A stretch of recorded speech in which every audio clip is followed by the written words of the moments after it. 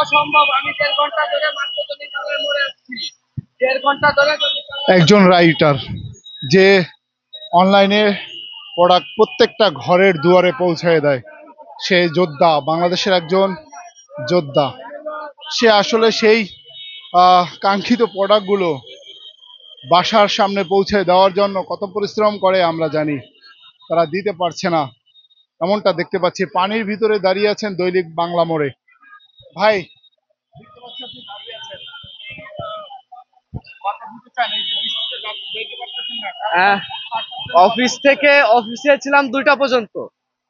তো ওইখান থেকে পরে বৃষ্টি থামার পর আসলাম, ভাবছিলাম হয়তোবা এসে কিছুটা কাজ হয়তোবা করতে পারবো, শিওর ছিলাম না কতটা করতে পারবো। তো যাত্রাবাড়ি থেকে এই পর্যন্ত আসলাম 1.5 ঘন্টা প্লাস হয়তো এরকম টাইম লাগছে। মতিঝিলের মোড়টা সবটা যত পুরাটাই জ্যাম, ওখানে পুরাটাই জ্যাম। ব্যাগ দাম না পানিও। পানির জন্যই তো জ্যাম। আর সাইকেল চালাইতেছি, প্যাডেলটা দিতেছি, যত ধরনের ময়লা আবর্জনা প্লাস্টিক সব পায়ে বাঁধতেছে। মেট্রোর নিচে যে ইয়ে আছে, এখানে তো যেসব মানুষ এরা সবচেয়ে সুখী। মেট্রোর নিচে যারা বসবাস করে এরাই সব থেকে সুখী, এদের থেকে বিন্দাস আর কেউ নাই। আর আমরা যারা মনে করেন নাগরিকরা কষ্ট করি, এরা মনে করেন বেপাকে। মতিঝিল এমন একটা জায়গা, নিচে যে সকল দোকান থাকে, অফিস কাজগুলো সব বন্ধ। এমন একটা জায়গা এমন কেন হবে? এটা স্বাভাবিক না ভাই? এখন যাই হোক, কিছু তো বলার নাই, আমরা সবাই পরিস্থিতির শিকার। এই যে পানি, একটু বৃষ্টি হলে ঢাকা শহর পানি উঠে যায়, সরকারের উদ্দেশ্যে কি বলতে চাচ্ছেন?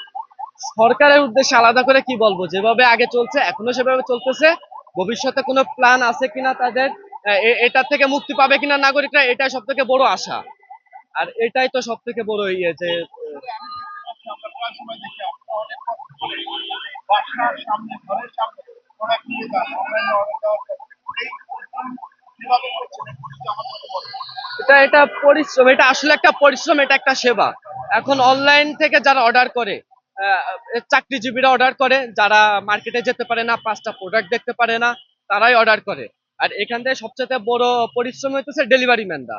আর এখানে এটা ডেলিভারির জব করাটা হইতেছে আপনার পার্ট টাইম একটা জব, যেখানে অনেক সুযোগ সুবিধাও থাকে।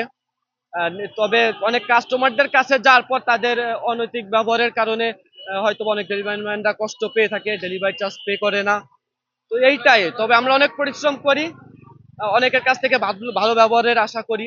আমরা দেখতে পাচ্ছি যে সিঙ্গাপুর বা অন্যান্য দেশে হোক, হ্যাঁ, কত সুন্দর ডেলিভারি অন্যান্য কান্ট্রিতে এই সকল ভিডিওগুলো আমরা যখন ইউটিউব থেকে ফেসবুক থেকে দেখি, আসলে খুব ভালো লাগে।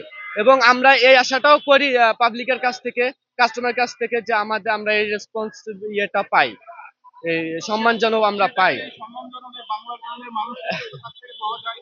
এটা এমনও হয় যে ডেলিভারি চার্জ অথবা অন্যান্য অনেক কারণে আমাদের সাথে অনেক সময় খারাপ ব্যবহার করে। তো কিছু বলার থাকে না এই বিষয়ে আসলে। খারাপ ব্যবহার করে তাদের উদ্দেশ্যে কি বলতে চাচ্ছেন? কি বলার, এটা আসলে কিছু বলার নাই। এটা বাঙালি, এরা এদের ভিতরে অনেক অহংকার আছে, এরা রেসপেক্ট করতে জানে না। শিক্ষিত মানুষের ভিতরে অশিক্ষিত যে ইয়েটা থাকে, পড়াশোনা করলে যে শিক্ষিত হওয়া যায় না, এটার মূল প্রমাণটা তারা দিয়ে থাকে।